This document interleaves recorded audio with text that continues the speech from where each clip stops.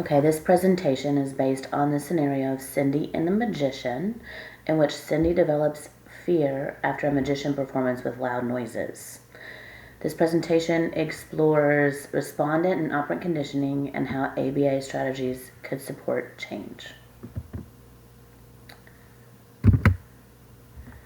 So Cindy's fear is classically conditioned.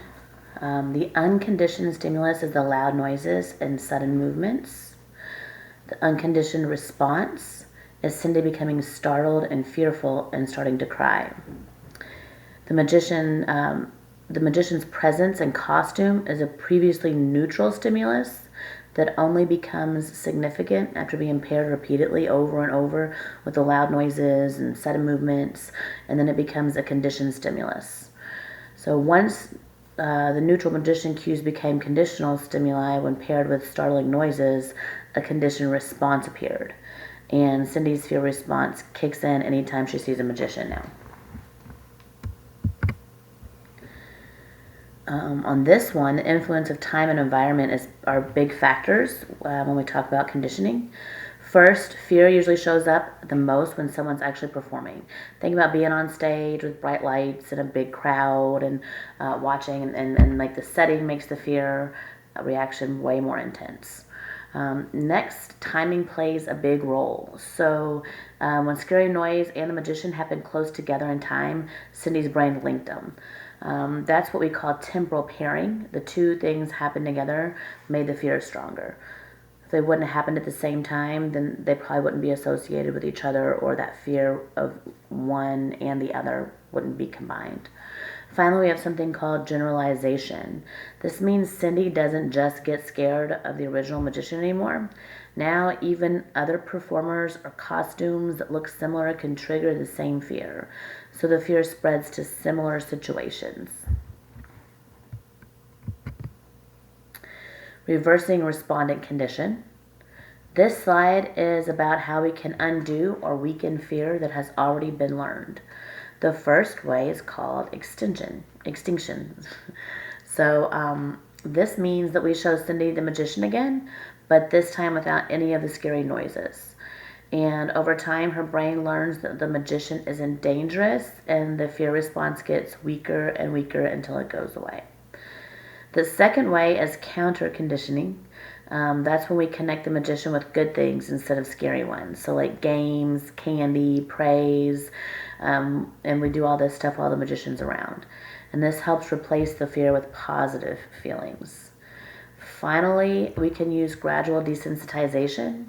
This means we slowly introduce Cindy to the magician in small, safe steps. Each time she stays calm, we reward her. So little by little, she learns not to be afraid.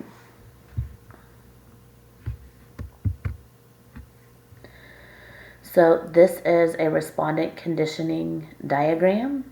It shows us how respondent conditioning works in this slide. Sometimes this is also called classical conditioning. So this is how we think about like animals or people learning to connect two things together. So first we have the unconditioned stimulus, which is the US. So in this case, it's the noise. That's something that naturally makes a reaction happen.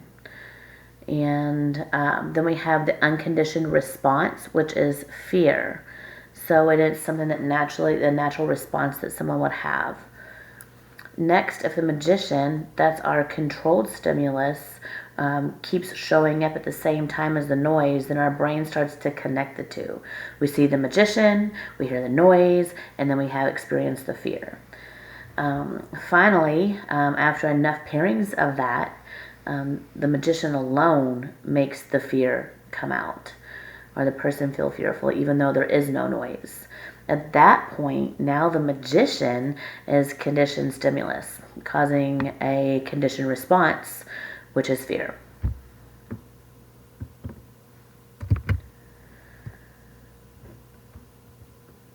Okay. This slide is about operant conditioning. Unlike respondent conditioning, which is about automatic reactions, operant conditioning is about how behavior is shaped and what happens after it. So here's how it works in this example. The antecedent is what happens first. It's the trigger. In this case, the magician shows up. Okay, the behavior then comes after the antecedent, which is Cindy responding by crying and clinging to adults and trying to avoid the magician. After that, we look at the consequences. Because she cries and avoids, she gets away from the magician and gets comfort from adults. So that consequence makes the behavior more likely to happen again. This is called negative reinforcement. She learns that if she cries or clings, she can escape or avoid what scares her. In other words, it is removed. So her behavior is being maintained by escape and avoidance.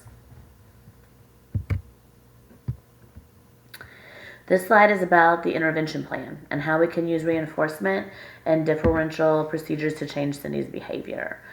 First, with reinforcement schedules, we would start with continuous reinforcement.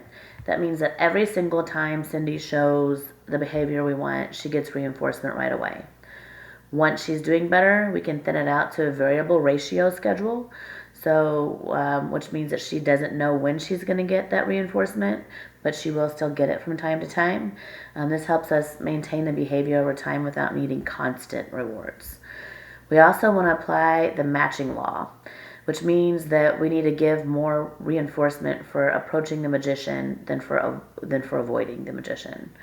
That way, the desired behavior, approaching, becomes stronger. Then we use differential reinforcement on the right side of the slide. The DRA approaches with an alternative behavior. We reinforce calm approaches toward the magician. The DRO, which is other behavior, reinforces when she doesn't cry. So we want to reinforce the other behavior. DRI is reinforcing behaviors that can't happen at the same time as fear. So pretty much any behavior besides crying or clinging or fleeing would be reinforced. Finally, what we do not recommend is DRL, or differential reinforcement of low rates. That doesn't really fit here because reducing fear needs more direct strategies, not just lowering the rate of behavior.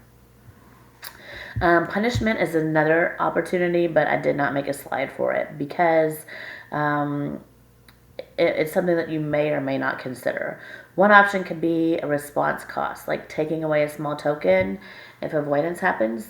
This could reduce the unwanted behavior, but there's big caution here because punishment can bring negative side effects like fear, stress, resistance. That's why it's not usually the first choice. And if punishment is ever used, it should always be paired with reinforcement behaviors, like positive behaviors, like rewarding Cindy for approaching the magician calmly. That way, the focus stays on building the good behavior and not just punishing the bad. Thank you for visiting.